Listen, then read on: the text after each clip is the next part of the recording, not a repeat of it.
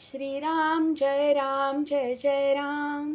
श्री अनंतकोटी ब्रह्मांड नायक राजाधिराज सच्चिदानंद सद्गुरु श्री ब्रह्मचैतन्य महाराज की जय. जय जय रघुवीर समर्थ. श्रीराम. श्री ब्रह्मचैतन्य गोंदवलेकर महाराज प्रवचन 15 जून. मी फक्त एका नामातच आहे. मनुष्य कितीही मोठा असला, उत्तम पुराण आणि प्रवचन सांगणारा असला तरी तो जर नामात राहत नसेल किंवा त्याच्या संगतीत परमेश्वराचे प्रेम लागत नसेल तर तो कदापिही संत म्हणून समजला जाणार नाही.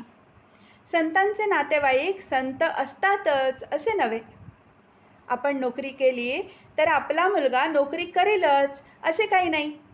तसेच जो भगवंताचा आहे त्याचा मुलगा भगवंताचा असेलच असे नाही.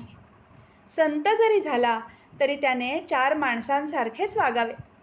काहीतरी वागणे हे संताचे वागणे नव्हे. अत्यंत निर्भयता हा संतांचा पहिला गुण होय. कारण सर्व ठिकाणी मीच आहे ही भावना झाल्यावर भयाचे कारणच उरत नाही. साधूच्या अंतःकरणामध्ये भयाचा संकल्प नसल्यामुळे वाघ, सिंह, साप त्याला त्रास देत नाहीत. अगदी जंगली वाघाकडे देखील निर्भयतेने नजरानजर केली तर तो अंगावर येत नाही. शिवाय साधूच्या शुद्ध अंतःकरणाचाही त्याच्यावर परिणाम होतो. अशा रीतीने संतांच्या अंतःकरणाची प्राणीमात्रांना सुद्धा जाणीव असते. अशा संतांचा सहवास मिळणे ही फार भाग्याची गोष्ट आहे. परमेश्वराचे प्रेम लागणे किंवा सतत मुखात नाम येणे हेच संतांच्या संगतीत राहून साधायचे असते. संतांची अखंड संगत नामानेच ठेवता येईल. जिथे नाम आहे तिथे संतांचा सहवास आहे. तुकाराम महाराजांसारखे संतसुद्धा देवापाशी मागताना तुझा विसर न पडावा हेच मागतात. तसेच रामदास स्वामी देवाला म्हणतात, तुझा योग म्हणजे तुझा सहवास मला नित्य घडू दे.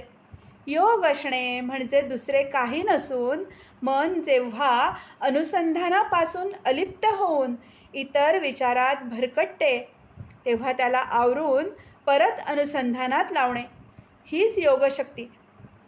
हुकूम कितीही कडक का असेना, परंतु त्याच्याखाली जर सही नसेल तर त्या हुकुमाला महत्त्व नाही. साहेबाच्या सहीच्या कागदाला महत्त्व आहे. नाम हे सर्व साधनात सहीसारखे आहे. एका मुलाला अत्यंत राग येत असे. रागाच्या भरात तो आपले डोके आपटून घेई. त्याला मी सांगितले, रोज स्नान झाल्यावर आपल्या पोटावर गंधाने रामनाम लिहून ठेव आणि ज्या ज्या वेळी राग येईल त्या त्यावेळी त्या नामाकडे पहा. आणि त्या प्रयोगाने त्या मुलाचा राग आपोआप शांत झाला. खरोखर नामात किती प्रचंड शक्ती आहे. अनुभव घेऊनच पहा. मी आजपर्यंत सर्वांना नामच सांगत आलो आहे. मी इथे नाही, मी तिथे नाही, मी गेलो नाही, मी जात नाही. मी फक्त एका नामातच आहे.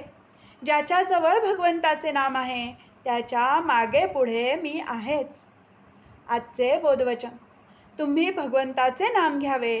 या पलीकडे सत्य सांगतो, मला कसलीही अपेक्षा नाही. जानकी जीवन स्मरण. जय जय राम.